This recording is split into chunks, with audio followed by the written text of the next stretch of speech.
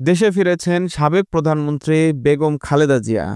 আজ সকাল 10টা 38 মিনিটে হযরত শাহজালাল আন্তর্জাতিক বিমানবন্দরে তিনি অবতরণ করেন।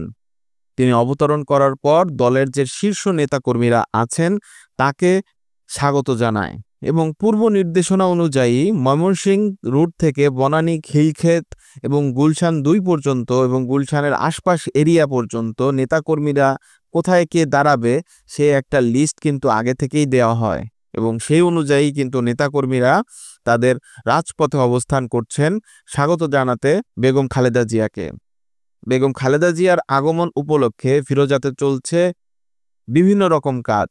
৪ স্তর ৩ স্তরের নিরাপত্তার ব্যবস্থা করা হয়েছে ফিরোজা ঘিরে এবং রাজপথে র‍্যাব, পুলিশ, আর্মির টহলদারিত্ব দেখা গিয়েছে। বেগম খালেদা জিয়া প্রায় ১১৭ দিন পর লন্ডনে চিকিৎসারত অবস্থায় থেকে বাংলাদেশের উদ্দেশ্যে রওনা দেন। তারেক রহমান বেগম খালেদা জিয়াকে নিজে ড্রাইভ করে এয়ারপোর্টে পৌঁছে দেন এবং তার শারীরিক খোঁজখবর নিয়ে তাকে বিমানে উঠিয়ে দেন। বেগম খালেদা জিয়া আসা উপলক্ষে বিমানবন্দর এবং বিমানবন্দরের আশপাশ এরিয়া এবং গুলশান তার বাসভবনের আশপাশ এরিয়াতে ব্যাপক নিরাপত্তা জোরদার করা হয়েছে।